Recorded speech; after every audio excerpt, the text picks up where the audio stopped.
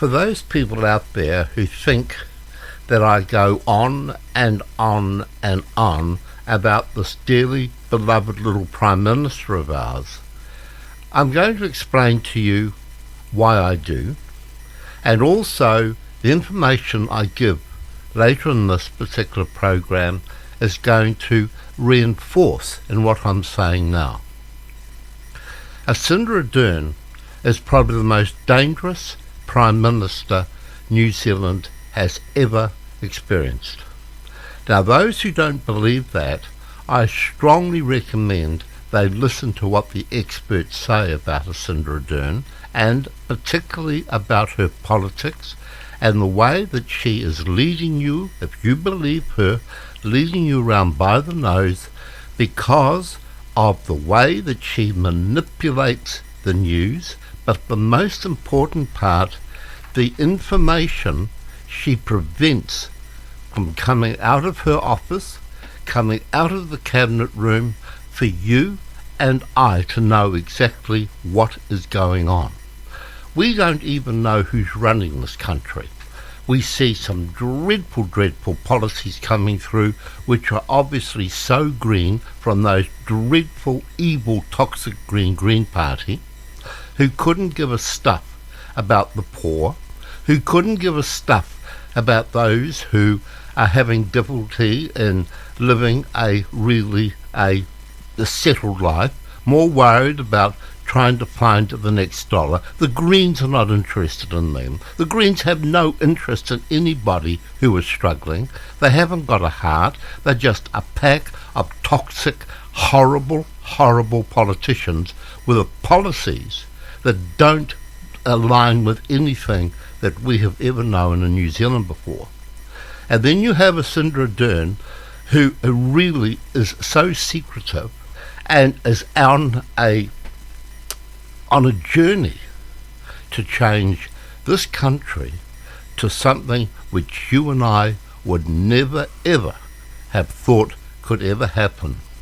And even George Orwell, in his books back last century, are actually indicating, and indicated back then, that countries could change to what New Zealand is at the moment, when you have a Marxist communist woman, in this case a woman, as our Prime Minister. Now, this information I am going to impart, it comes from two articles, Dr. Muriel Newman and the other Andrea Vance.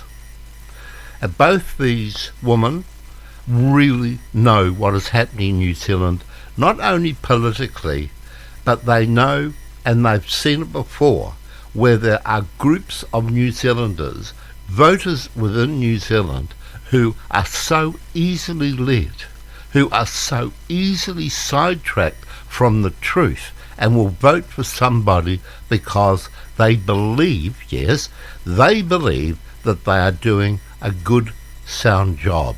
Now, this may, and hopefully may, change those who think that Jacinda Ardern is first doing a good job. Well, I can tell you, she really is a most dangerous, a most deceitful person we've had in that office for a long time. Isn't it a shame that the last two Prime Ministers we've had have been absolute dreadful people? John Key, that was a dreadful situation for New Zealand, and now we have another one here.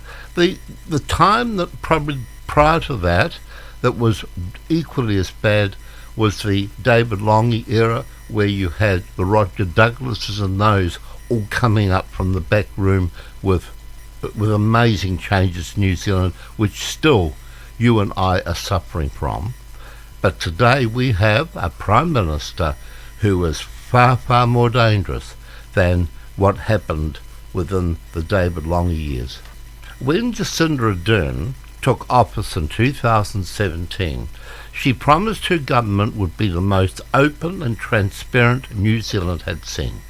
In her first normal speech to Parliament, she pledged that this government will foster a more open and democratic society. It will strengthen transparency around official information. Since that time, the government's iron grip on the control of information has tightened, and it is harder now than ever to get information. Now, this is being said by one of New Zealand's most experienced political journalists, that is Andrea Barnes, who last weekend explained in her 20 years plus time as a journalist, this government, this Ardern government, is one of the most thin-skinned and secretive that she had ever experienced. Many of her colleagues are saying the same.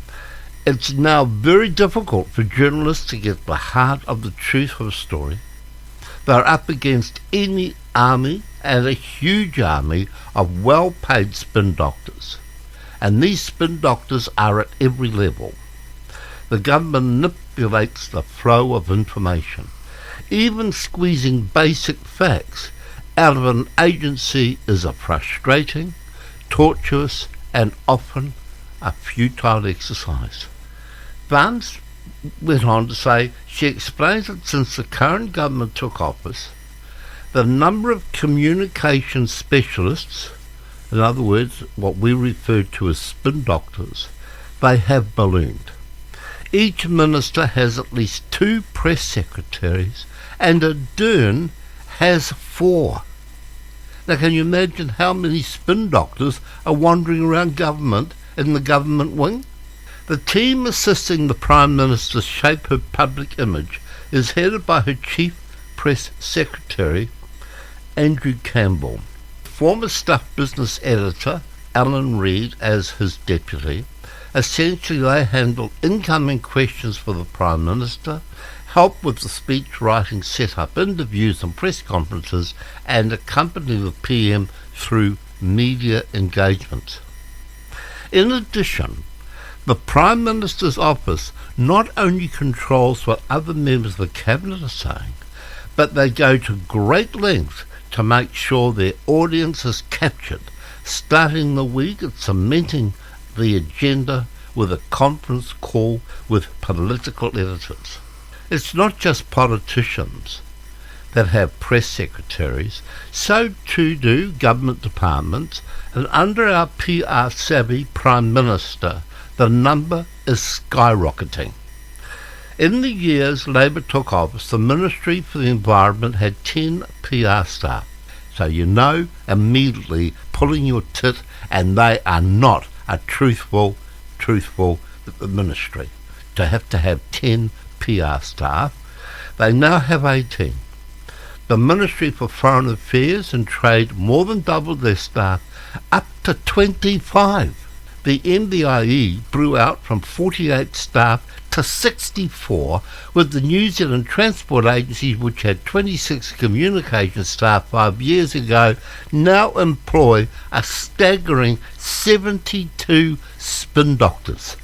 That is your New Zealand Transport Agency, the one that has now adopted that dreadful, silly, pidgin English Maori name.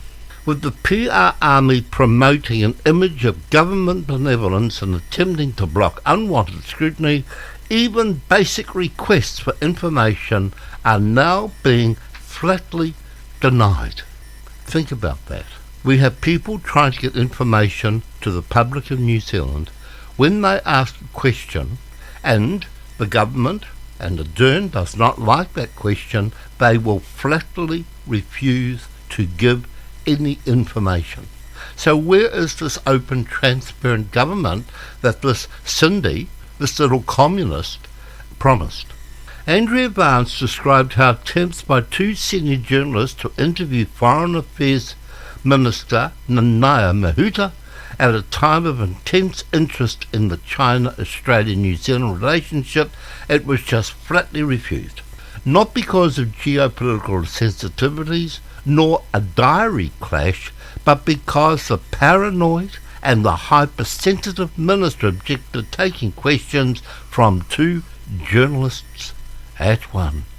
And that same minister, with her local government hat on, had released radical proposals for three waters reforms that would essentially centralise the management of drinking water, wastewater and stormwater operations from local councils to mega agencies with 50% control allocated to private sector tribal corporation. Yet she refused, this Mahuta woman refused giving details at any conference. It turns out that journalists who ask hard questions and challenge this government and this government spin are increasingly being sidelined and not allowed to attend interviews, and they are now excluded from press conferences and ignored at media stand-ups. Now, if you think that Jacinda Ardern is that sweet little bird that you voted for, well, I'm telling you right now, I'm going to keep hammering on about the deceitfulness of this woman, how dreadful she is as an administrator, and she's a straight-out bloody little liar, because she's not here for the good of New Zealand. She has such an alternative motive, and her ideologies are so bloody dangerous.